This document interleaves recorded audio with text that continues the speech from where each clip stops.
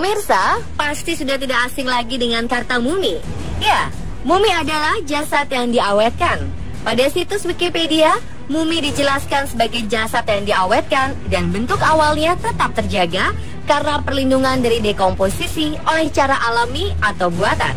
Pengawetan jasad ini bisa dilakukan dengan menaruh jasad di tempat yang sangat kering atau sangat dingin, ketiadaan oksigen atau penggunaan bahan alami. Proses pembuatan mumi disebut mumifikasi. Masyarakat Mesir kuno terkenal dengan budaya mumifikasinya. Awalnya penemuan mumi-mumi di Mesir bukanlah dianggap sesuatu yang penting. Masyarakat yang menemukan malah membongkar dan merusak mumi tersebut. Beberapa bagian dijadikan obat tradisional, pembungkus mumi dijadikan alas lukisan. Setelah abad 19, arkeolog mulai menyadari bahwa mumi-mumi ini bisa menunjukkan bagaimana kehidupan Firaun dan bangsawan Mesir kuno. Penemuan mumi menjadi sesuatu yang penting untuk penelitian.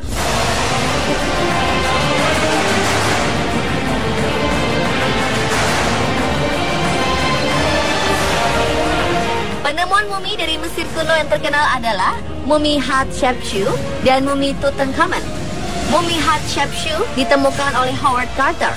Howard memimpin penelitian di Egypt's Valley of the King tahun 1902 dan menemukan peti mumi yang hanya berisi satu potongan gigi. Namun kelompok arkeolog ini kemudian menemukan dua peti tidak jauh dari peti pertama dan menemukan mumi perawat ratu dan ratu sendiri. Dari mumi tersebut, mereka mendapat informasi bahwa pemilik potongan gigi tersebut adalah Firaun Mesir. Mumi yang paling terkenal dan menjadi pusat penelitian para arkeolog selama bertahun-tahun adalah mumi Tutankhamun. Penemunya sama, Howard Carter. Tutankhamun merupakan Firaun muda yang memimpin Mesir selama 10 tahun. Ketika ditemukan, petinya masih berisikan harta kekayaan yang berlimpah. Padahal saat itu piramida para Firaun sering dibongkar dan hartanya dicuri. Tak lama setelah mumi ditemukan, Howard Carter tewas akibat infeksi gigitan nyamuk dari peti sang Firaun. Masyarakat kemudian percaya bahwa mumi Tutankhamun menyimpan kutukan. Selain mumi-mumi ini, ada juga beberapa penemuan mumi di berbagai belahan dunia. Yang menarik, mumi-mumi ini tercipta secara alami tanpa dilakukan ritual mumifikasi yang sengaja dilakukan seperti pada mumi Firaun Mesir kuno. Ice Maiden atau perawan es merupakan penemuan mumi yang paling bagus kualitasnya. Mumi ini hidup sekitar 500 tahun yang lalu. Mumi ini ditemukan pada tahun 1999 di daerah yang sangat dingin. Ketika ditemukan, Ice Maiden terlihat seperti terlelap saja. Di sebelahnya ada seorang anak kecil juga yang ikut menjadi mumi dengan keadaan yang sama.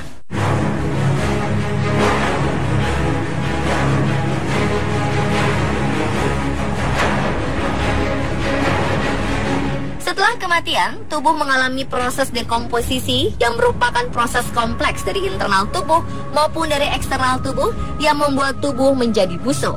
Proses ini berlangsung 4 menit setelah kematian. Ketika sel tubuh kekurangan oksigen dan karbon dioksida dalam darah, pH darah menurun. Sisa metabolisme akhirnya meracuni dan merusak sel. Lama-kelamaan, tubuh akan membusuk. Jika jasad dikubur di tanah, tubuh yang membusuk akan menyatu seperti tanah. Dari penemuan-penemuan mumi yang sebelumnya disebutkan, ternyata proses dekomposisi tubuh yang sudah meninggal bisa dihambat dengan mumifikasi. Secara harafiah, mumifikasi berasal dari kata mumi yang diambil dari bahasa Persia mum yang berarti lilit. Pada catatan sejarah Yunani kuno, bangsa Persia membuat penghormatan kepada para bangsawannya dengan mengawetkan jasad mereka. Pengawetan ini menggunakan bahan lilin berwarna coklat, kadang disertai bercak warna putih, hijau, atau hitam. Mumifikasi bisa terjadi secara alami dan buatan. Pembuatan mumi paling terkenal berasal dari kebudayaan Mesir kuno. Bagi bangsa Mesir kuno, kematian merupakan awal dari perjalanan abadi seseorang. Mereka percaya bahwa arwah seseorang akan musnah jika tidak bisa kembali ke tubuh sebelumnya. Karena itulah masyarakat Mesir kuno melakukan mumifikasi. Ada 4 tahapan proses mumifikasi pada kebudayaan Mesir kuno.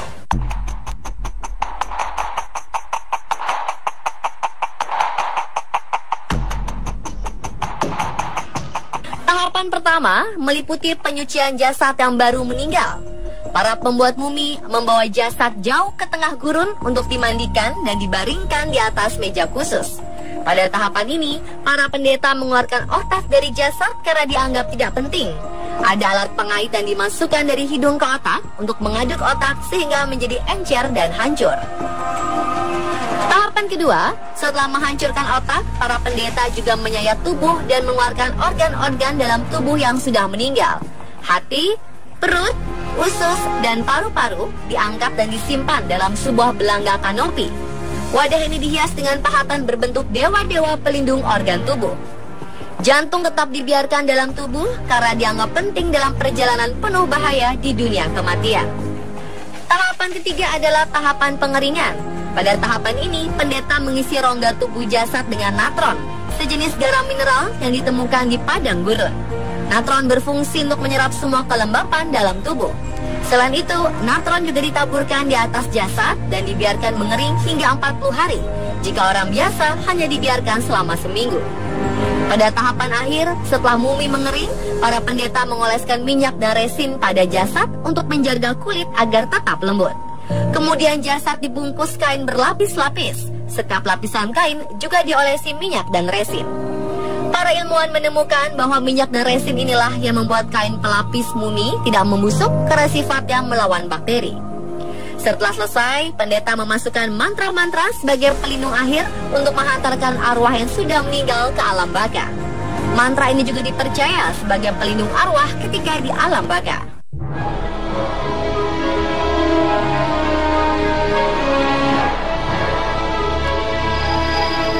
Selain buatan, mumifikasi juga bisa terjadi secara alami, namun jarang karena dibutuhkan suatu kondisi yang sangat khusus.